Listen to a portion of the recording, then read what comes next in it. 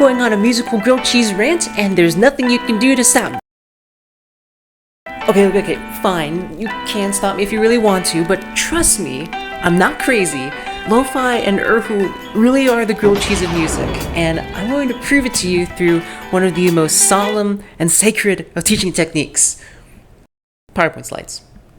First off, the bread, i.e. the Lofi. Okay, so taking a few steps back, how is bread suddenly equal to Lofi, and for that matter, what exactly is Lofi? Essentially, Lo-fi is a music genre whose name is short for low fidelity, meaning that it has sound elements that were typically seen as low quality back when it was getting started in the 60s. However, it turns out that a lot of these mistakes sound pretty cool in the right setting, and what's even cooler is that these sounds can help people focus on study or work. I honestly wasn't too sure of that last part, so a few weeks ago I tried it for myself, and color me surprised. There really is something about lo-fi that makes focusing on things so much easier. My brain might be frazzled or unable to focus when I sit down at my desk, but once I start playing some lo-fi, I can get going and stay going. Lo-fi just seems to be that regular thing that you're able to enjoy while not putting too much attention on it. It's the backbone of musical relaxation and focus, the staple. So yes, in this grilled cheese metaphor of mine, I see lo-fi as the bread. It's the staple that is able to provide a foundation for everything else, and not to mention it's pretty good on its own too. Here, let me grab a slice quick.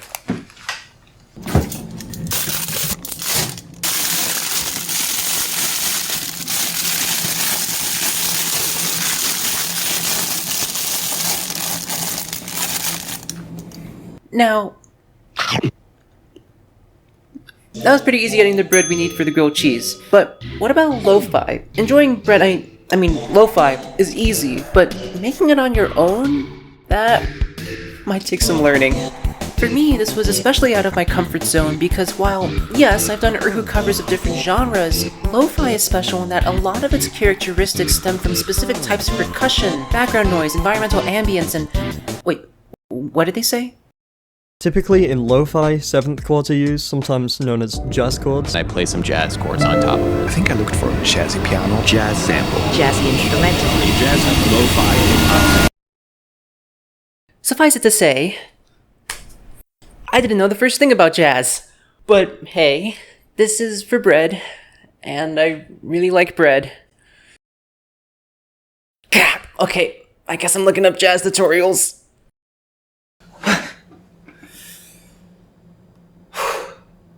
Okay, here we go.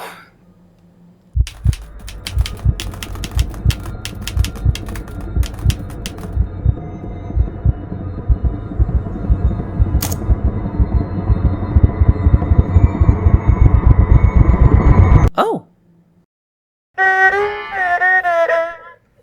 I actually understand it.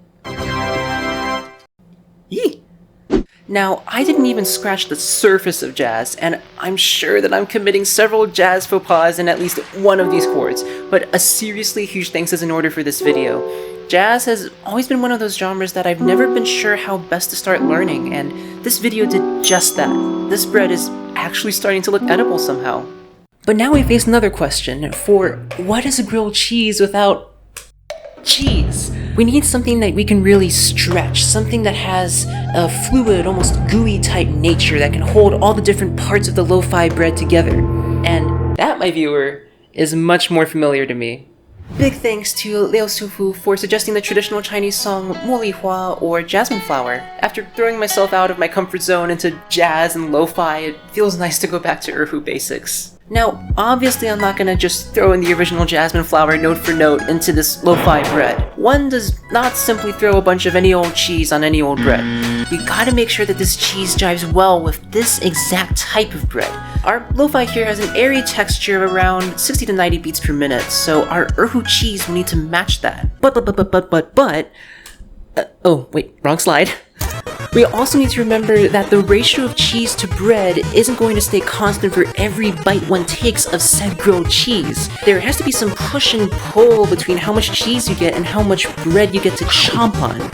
Therefore, it's time to take some culinary risks. I didn't know this before researching it, but it turns out that jasmine flower, or at least the Erhu version of it, has a section in 3/4 time, which you don't really see a lot of in lo-fi, at least from what I've seen. Now, I did consider just skipping the 3/4 bit entirely and sticking to the 4/4 time of lo-fi, but after listening to it, there just wasn't enough cheese, not enough of that melty, gooey goodness. So, although this may make her grilled cheese a bit too cheesy, I decided to kind of go back and forth between 4/4 and 3/4 time. My hope is that you'll start off with the regular bread and a bit of cheese, and then as you get to the middle of the grilled cheese, you'll get a bigger blast of that cheesy, gooey Erhu core before finally getting to the end of the bread and the grilled cheese. Am I maybe taking this grilled cheese metaphor a bit too literally? Yes. Was I also hungry and craving grilled cheese when I was making this lo-fi Erhu fusion? Also yes. So just be happy that I haven't tried pulling any cheese-related puns yet. I'm not that fed up yet. Okay, yeah, maybe I'm a bit hungrier than I thought. Alright, you know what, we're fast-tracking this. I want my grilled cheese. You got the gist of the idea. We're making a musical grilled cheese. Let's get the montage going. Cue the theme song!